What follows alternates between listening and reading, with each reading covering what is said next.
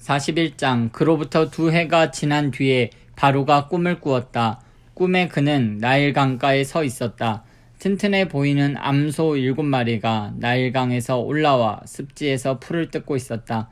뒤이어 가죽만 남은 암소 7마리가 강에서 올라와 강가에 있는 암소들 곁에 섰다. 그러더니 바싹 마른 암소들이 튼튼한 암소 7마리를 잡아먹는 것이었다. 그때 바로가 잠에서 깨어났다. 바로가 다시 잠이 들어 두 번째 꿈을 꾸었다. 줄기 하나에서 튼실하고 잘 여문 이삭 7이 자라났다. 곧이어 이삭 7이 더 자라났는데 이번에는 야위고 동풍에 바싹 마른 것들이었다. 그 야윈 이삭들이 튼실하고 잘 여문 이삭들을 삼켜버렸다.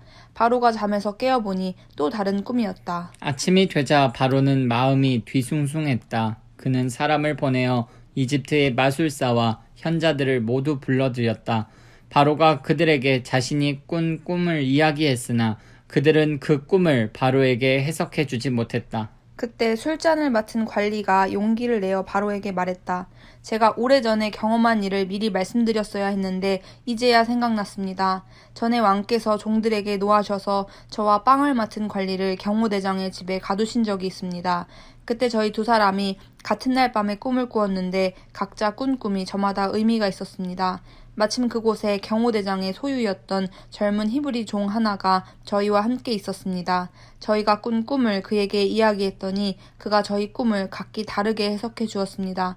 그리고 모든 일이 그가 해석한 대로 되어서 저는 복직되고 빵을 맡은 관리는 기둥에 매달렸습니다. 바로가 즉시 사람을 보내어 요셉을 불러오게 했다.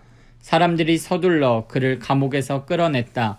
요셉은 머리털을 깎고 깨끗한 옷을 입고서 바로 앞으로 나아갔다. 바로가 요셉에게 말했다. 내가 꿈을 꾸었는데 아무도 그것을 해석해주는 사람이 없다. 그런데 너는 꿈 이야기를 듣기만 하면 해석해낸다고 하더구나. 요셉이 대답했다. 제가 아니라 하나님께서 하시는 것입니다. 하나님께서 왕의 마음을 편하게 해주실 것입니다. 그러자 바로가 요셉에게 말했다. 꿈에 내가 나일 강가에 서 있었다. 튼튼해 보이는 암소 7마리가 강에서 올라와 습지에서 풀을 뜯고 있었다. 뒤이어 가죽만 남은 암소 7마리가 올라왔는데 그처럼 흉한 소는 일찍이 이집트에서 본 적이 없었다. 그런데 가죽만 남아 보기 흉한 암소 7마리가 먼저 올라온 튼튼한 암소 7마리를 잡아먹었다. 그러나 그렇게 잡아먹고도 전과 같이 뼈와 가죽만 남아 보기 흉한 모습이었다. 다른 소를 잡아먹었다고는 짐작할 수 없을 정도였다.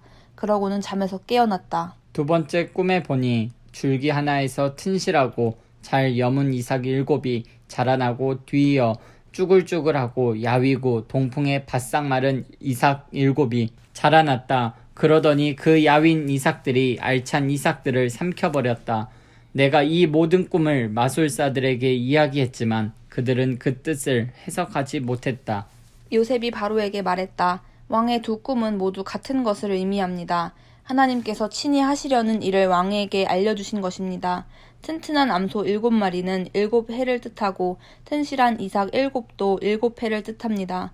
그 둘은 같은 꿈입니다. 뒤이어 올라온 병들고 흉한 암소 7마리도 7해를 뜻하고 야위고 동풍에 바싹 마른 이삭 7도 마찬가지입니다.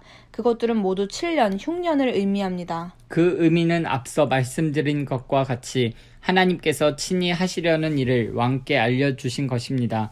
앞으로 7해 동안은 이집트 전역에 큰 풍년이 들 것입니다. 그러나 그 뒤에 이어지는 7해 동안은 흉년이 닥쳐 이집트 전역에 들었던 풍년의 흔적을 말끔히 지워버릴 것입니다. 그 흉년으로 인해 나라가 텅 비고 전에 들었던 큰 풍년의 흔적조차 사라지고 말 것입니다.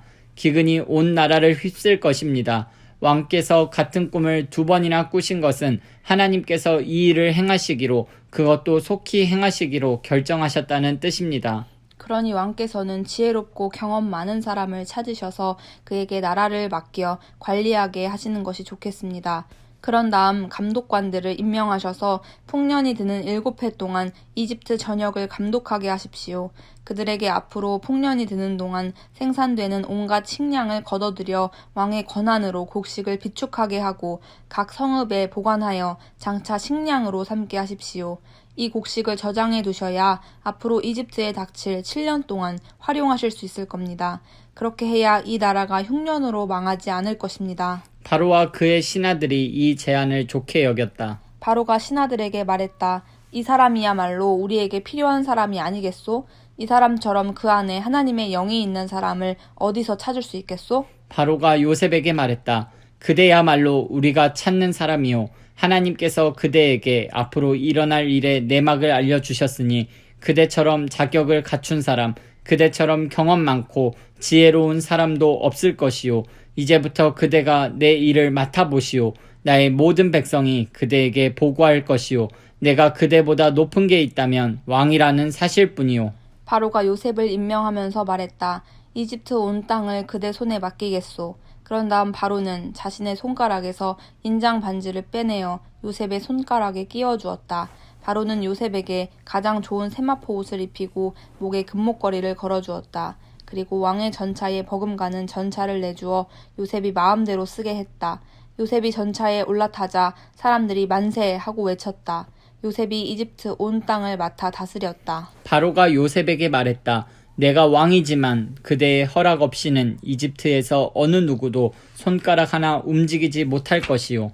바로는 요셉에게 사브낫 바네아 하나님께서 말씀하시며 그분은 살아계시다 라는 이름을 지어주고 온 헬리오폴리스의 제사장 보디베라의 딸 아스낫을 그에게 아내로 주었다. 요셉은 자신의 임무에 따라 이집트 온 땅을 둘러보았다. 요셉이 이집트 왕 바로를 위해 일하기 시작할 때 그의 나이 30살이었다. 요셉은 바로 앞에서 물러나오자마자 이집트에서 일을 시작했다.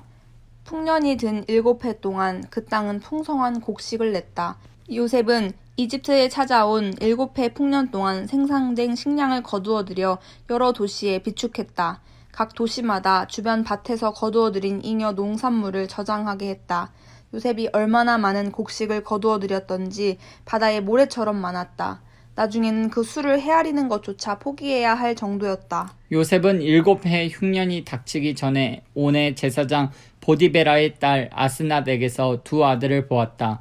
요셉은 하나님께서 나의 모든 고난과 내 아버지의 집을 잊게 해주셨다고 말하며 맏아들의 이름을 므낫세 있다라고 했다. 또 하나님께서 내 슬픔의 땅에서 나를 번성하게 해주셨다고 말하면서 둘째 아들의 이름을 에브라임, 갑절의 번성이라고 했다. 7해 풍년이 끝나고 요셉이 말한 대로 7해 흉년이 찾아왔다.